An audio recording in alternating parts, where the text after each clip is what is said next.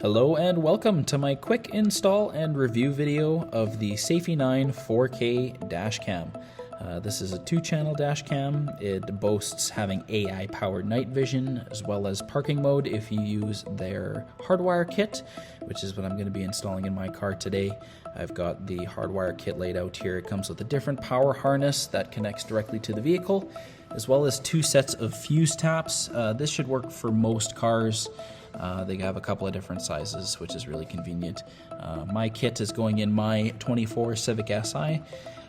Just a quick note here, this isn't a full install guide. It's just kind of a tips and tricks, some stuff I would want to know as a first-time dash cam install. The first thing being, don't do what I did right here. Don't put the camera on the window before you power it up. I would highly recommend putting your SD card in and using the 12-volt socket that they provide to get the camera turned on and set up. This way you'll be able to actually see what the camera sees before you stick it on the window.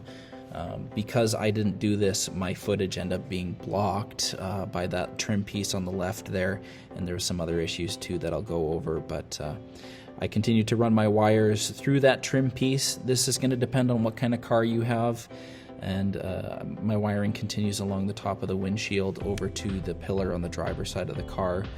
Once I changed the location of the camera, I still kept my wires in the same spot there. The trim piece secures nicely and it keeps those wires in place so they don't move around. So just make sure when you're doing your install you do this. It's going to save you a lot of headache. You're not going to have to take the mount off the windshield again, and you're going to make sure that you have a nice clear view of what's in front of the car. So once you get your wires ran across the top of the windshield, it's going to come over to the pillar. If you have a newer vehicle like me, you're going to have airbags there, so make sure that you're not running the wire in the way of the airbags. You want the airbags to work properly if you're ever in an accident, so just make sure that you run these carefully, and if you're not confident, make sure you get a professional to do the install for you.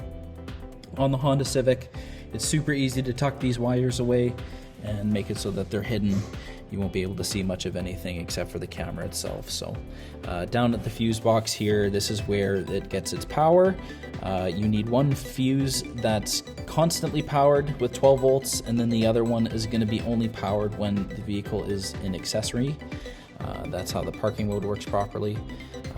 If you need any information in regards to what fuses I used or anything, just leave a comment. I can make another video. The rear camera wire ran exactly the same as the front one, just tucked it in between the headliner and all the plastic and rubber trim.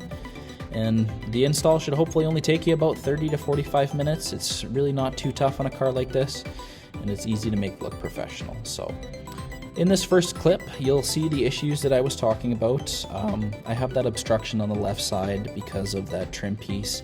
I have the lane watch camera in the Honda Civic here, so obviously with the wide viewing angle of this camera, this was just a little bit too in the way of that housing. So another issue you might be able to tell on the top left, you can see the reflection of my radio in the windshield, and you can see a lot of the hood of the car as well.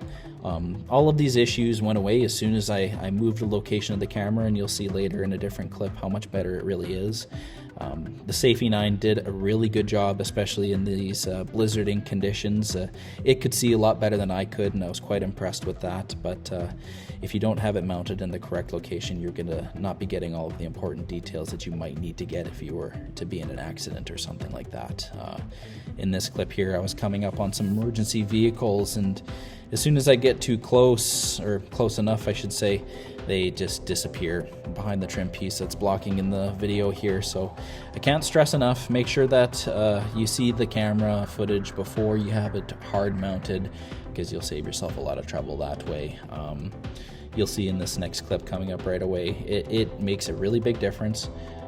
Once I had the camera mounted underneath that trim piece instead of beside it, I don't have any glare of the radio screen anymore. Obviously there's not a big protruding object in the left side of the video, so I'm going to be catching a lot more details than I was before. And then there's also the fact that there's less of the hood of the vehicle showing too, so you're getting more of the road in front of the car, and that's obviously what's important here. I've included the rear camera footage in this clip just to show that dark, when it's late at night, really pitch black outside. The camera did a pretty good job of picking up footage, but my issue is that I have 5% tint on the rear windows of this Honda Civic, so during the daytime, as you'll see here, it did a much better job. I'm still not upset at the quality that it got in the middle of the night there, but I was actually very impressed with this footage. If you've ever seen 5% tint, it's almost impossible to see through it from the outside, and on the inside of the car it's usually very dark as well. No exception here, but I was very impressed with the quality of the footage that came from the rear camera.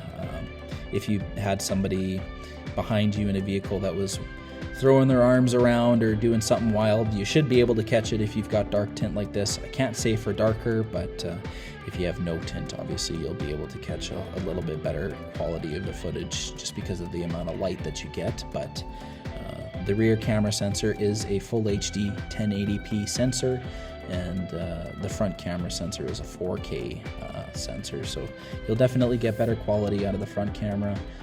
But for a rear camera, I'm still very impressed. In this next clip that I'm showing, I was driving and I have both the front and the rear at the same time. The footage is very bright, the colors are very vivid. You can make out basically any kind of details that you should have to make out if you're using the camera footage in the case of an accident or something like that. But this camera, at the price point that it is, with the features that it has, I think is quite impressive. The AI-powered night vision has proven to be really good for me so far. When I'm driving to work in the morning and driving home at night, it's black all the time, especially in the winter. And the parking mode's proven to be really good too. You can see in this clip here, I had parked my car in the shop and turned it off to clean some of the ice off of it, and as soon as it caught me in the camera view there, it started recording. So if somebody was to try to break into your vehicle or mess with it in some way, hopefully this camera's going to catch all of the details that you would need. So that's going to be about it for the video today. If there's anybody that wants me to go in more detail on the wiring as far as hooking it up to the fuse box or running the wires for the rear camera, just let me know. I can make an additional video with some more details about that. But for now, I hope you enjoyed the video. I hope this helped you out a little bit. Thanks for watching and have a great day.